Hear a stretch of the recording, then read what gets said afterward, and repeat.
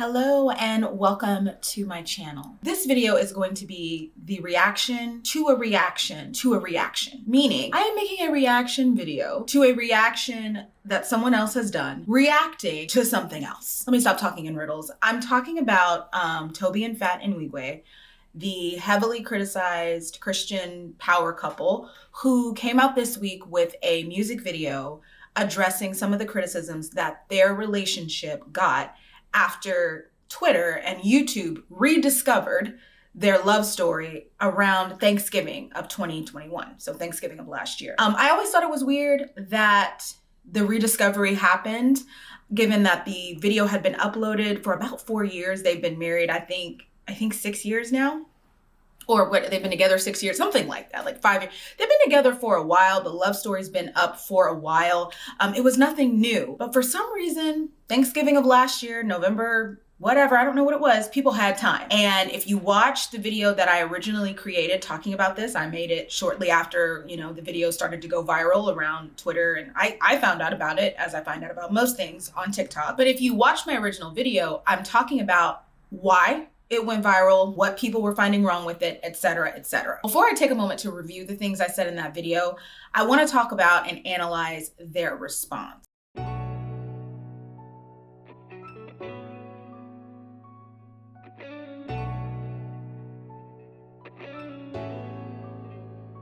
Opens up here sort of looking at all of us like we are all in trouble, and in a way we have upset them. And yeah, let's look at these lyrics. So he starts off by talking about how he was just living his life, and then the mailman delivered agape, which we all know means just like deep binding friendship love, in the form of Fat, his wife, whose name is Fatima. That's why he calls her Fat.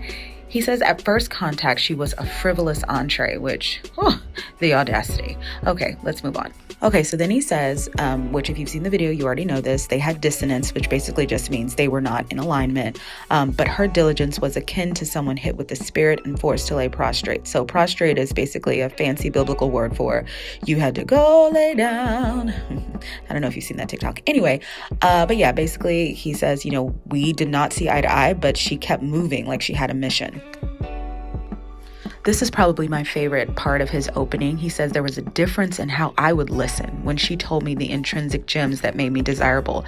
This is my favorite part because I think that this is what makes the difference when it comes to people and, why we choose to bond with some people and let other people go. It also reminds me of when I was in the classroom. Basically, one person can say something to you and it mean nothing, but another person can say the exact same thing and it mean everything. Or you're like, wait, what did you say? And so I think that is very telling, in that even though he was not impressed with her romantically, maybe he was impressed with something. He liked something she was saying.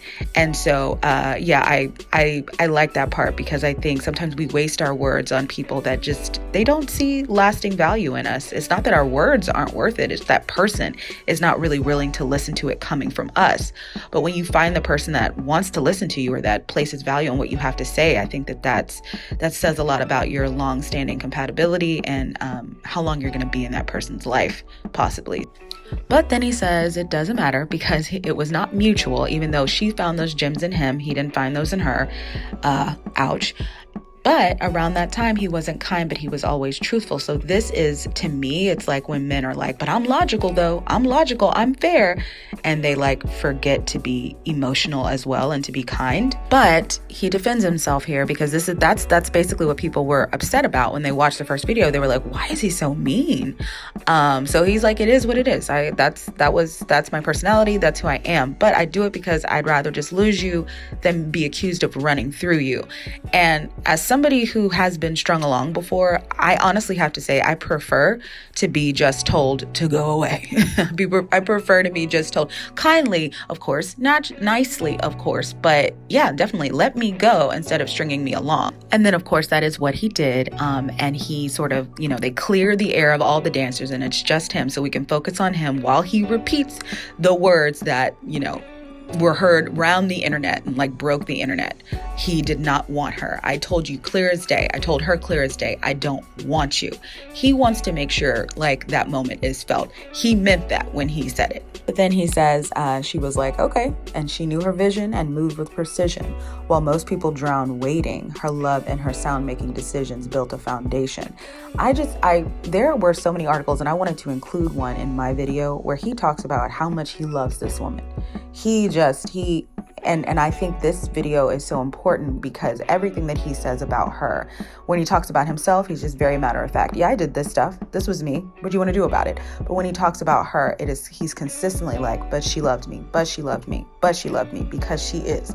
It's emphatic. It is, he is lifting her up always, every time he talks about her in this song and in any article where he speaks about his wife. He's he definitely puts her up on a pedestal, and like if he didn't recognize it then, he knows now, you know what I mean? So anyway, here's where he comes for the critics directly. That face that he was giving us at the beginning, we get to hear about it here. He's like, y'all don't understand, because if you want something, you just want something for the streets, and you just know what happens on the streets. You do not understand how two people that were, basically aligned to be together by God might have needed to deal with each other in order to make that dream a reality. And so because you don't understand, I see why you're tweeting all this stuff. It's because you struggle with rejection and you don't understand how to deal with your rejection, and you're going to mask it with false realities and just basically come up with whatever you want to. And that sucks for you.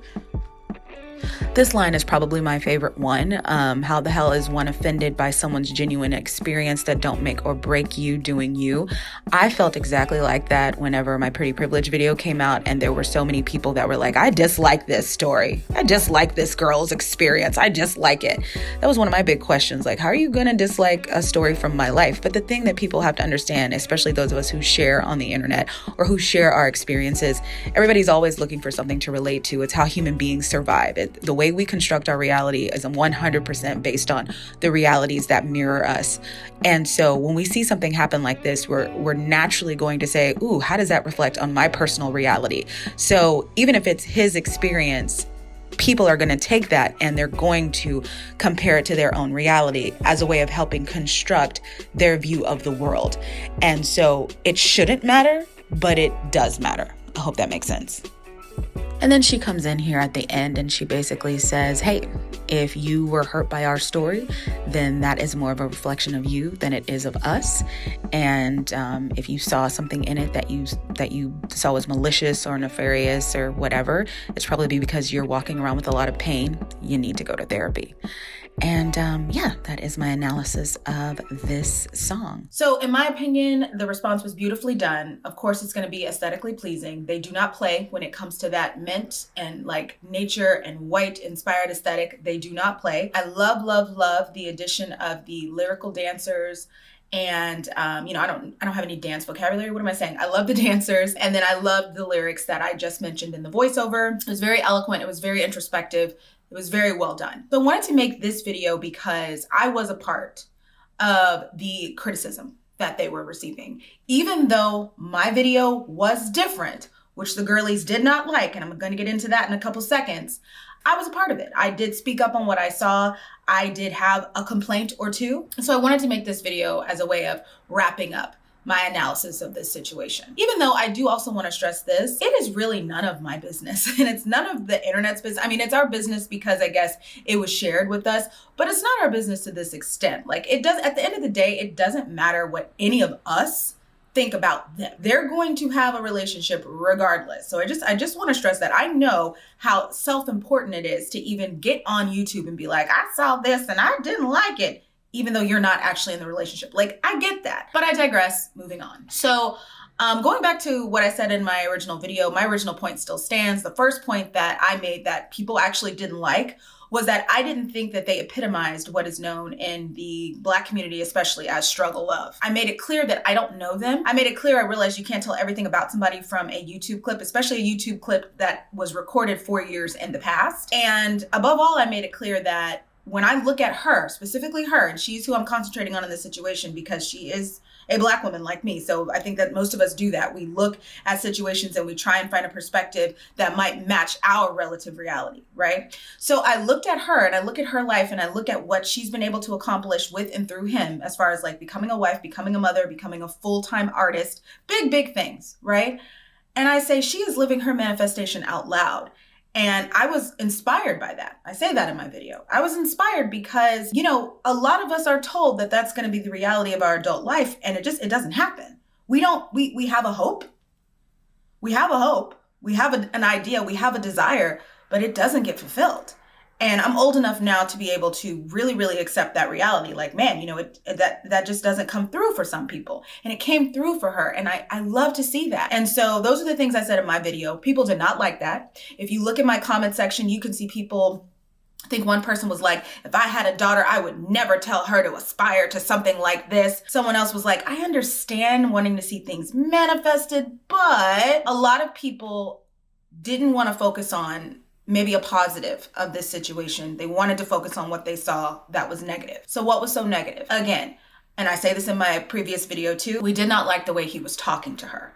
And of course, we did not like the fact that a woman was being rejected so fully by a man, right? He even admits to it in his response. He says, I told her up front, I don't want you. That's incredibly harsh to hear. Nobody likes to hear that. But I do want to point out that if the roles were reversed, if he met her and he was like, that's it, that's my wife, and she was like, boy, I don't want you, and he had to be patient and wait for her to come around so that his vision could solidify. If the roles were reversed, everybody would be on board. Yes. But because she was a woman, and specifically because she was a Black woman, and she was rejected, and that's how their story began, a lot of people couldn't see past that. And I understand why. Black women are tired after years of cautionary tales and situations where what we have to offer somebody is not valued, we're not validated, we don't get to live the fairy tale. We are hyper vigilant about any situation that reminds us of possible lived trauma. So when Black women, and I originally found out about this story because a Black woman posted about it on TikTok, when Black women and those who love us and those who seek to love us saw this story and saw them tell this tale, and we became enraged, it was because we were looking out for all the fats out there who might extend their heart to somebody and it's never returned back to them. That happily ever after never happens. Black women are tired of having to fight to be loved. We're tired. One thing I want to say about their response that I didn't like was they were saying that people were looking at their story and they invented an alternate reality. And I think that what we were responding to was a very concrete reality, which is that people go into situations and what they have to give is not returned. It is something that is lived by so many, and it is a reality that breaks us apart. And it wasn't necessarily alternative because that is how their story starts. It does start in that place. It doesn't end there, but that's where it starts. And that's what a lot of people were responding to, because to be honest, a lot of times how something starts is how it's going to proceed. In other words, we wanted to fight Tobe. We wanted justice for her. We wanted to make sure that anybody else who saw their story and might see themselves within it knew that, hey, this is not what you should accept. This is not what you should try and do, because it's tricky and because it doesn't always work out. 9 times out of 10, it doesn't work out. But to go back to my original video, the point that I wanted to make overall was I do believe she got the justice. I do not believe that she was suffering. I did believe that some of our criticism and our, ringing the alarms was a bit overdramatic. And I believe she is living her dream. Whatever she saw in him has manifested itself fully and continues to manifest. And this was the main point that I wanted to make with my story and why I titled it The Love Story That Almost Made Me Never Want to Date Again. The main point that I wanted to make is what is for them is not for me, because I do not have that in me. The fact that she could see someone have this vision for him and be like, okay, I'll wait till he comes around. I've done it before. He didn't come around. It hurts. In fact, I just had a situation where I saw someone and I was trying to get to know them and I was like, all right, check please. I'll take this one. And I told him how I felt. And I didn't go into full detail of everything that I was feeling and knowing, because I feel like sometimes you can get, especially if you're a person who has strong intuition, you can meet somebody and you just know. You just know. If I could walk through that door, it would be good. It would be good. And that other person does not share your vision. And he hit me with the, well, I'm trying to get my life together right now. I'm trying to get the, I don't have it in me no more. I don't have it in me to wait around. And I do want to stress that when she met him, she was in her 20s still, mid-20s. I'm not in my mid-20s, okay? I don't have it in me. I have experienced so much unrequited emotion, so much loss, so much trauma. Whomever I meet, if I am to meet him, I need him to meet me and know. I need his response to be yes and amen. Like, that's how it needs to be for me. But I'm not her. That's not, she's not my real, we're not the same person. So our love stories don't need to start off in the same way. And that's okay. One thing I want to take away from this whole situation, or at least my commentary on the whole situation, is that I 100% acknowledge, and I want everybody who looks at this and either has a problem with it or whatever, they are blessed beyond measure. These two individuals were called together. It's clear that they're called together to fulfill a incredible purpose, and they're doing it. And I do believe that there's a purpose in them sharing their story. There is probably another couple out there right now who has a very, very rocky beginning, and just over those rocks, just over that struggle, they're going to reach a fortuitous end. So I guess in conclusion, what I would hope is that anyone who hears their story, maybe wants to criticize, maybe just wants to wrap their arms around them, here's what I would hope. The first thing is that, like I said before, these people are blessed. What happened to them does not always happen to everybody. The way that she reached out to him and he finally turned around and said, okay, let's go, that's not always the case. It's not always the case if it happens the other way either. The man can extend himself, and the woman can never turn around and agree to do what the other person wants to do. What happened to them does not happen to everybody. They are blessed. They are living a great story. It is awesome. Give them their flowers. Give God his flowers. He has done well with this couple and by this couple. And I think it's the same thing with them as it is with anything in life. When you see somebody amass great wealth, when you see somebody with great talent, we all know everybody doesn't get the same portion. And so when I look at them, I say, okay, that's theirs. That's what they got. And it is good. Good for them. The second thing I want people to acknowledge, and this is for anybody who looked at the criticism and just dismissed what people were saying about the things that they saw wrong in the story and the things that they saw wrong in how he was talking to her and treating her and how he treated her at the beginning of their interactions. Don't dismiss it as just a bunch of haters. Don't dismiss it as just a bunch of people who want to be bitter and hate on people and attack people they don't know. Like I said before, especially when it comes to Black women, we are hypervigilant in trying to avoid further trauma. It's been hard out here in these streets, okay? It's been hard. It's been tough. We are tired of seeing our sisters mistreated, and we are tired of seeing them not reach the finish line and not be blessed. We're tired. So we are vigilant. We are like assassins watching out for traps and snakes in the grass. Now this time, we may have gotten it wrong. But next time, the warnings and the alarms and the hey, well, watch how he talks to you might save somebody. And so I think that although in this situation it turned out well, hypervigilance is always necessary when dealing with the realities of love and life that Black women so often have to deal with. But by the same token, it's so important to realize that just because it happened negatively to me or to her or to she or to him does not mean it's going to happen negatively to you or to he or to whomever. My story is not your story, whether it's positive or negative. So while hypervigilance is necessary and should not just be dismissed as being bitter or being angry or being whatever, or just needing to go to therapy, because we have to protect ourselves. At the same time, there needs to be a balance. I do believe that good endings can come from tough beginnings. And that's what I think they wanted people to take away from their story. And I have taken that away from the story. But at the same time, I also believe we all deserve to be treated with softness and with grace, and we deserve to have our hearts received in the manner in which we have intended them to be received. Two things can be true. Thanks for watching.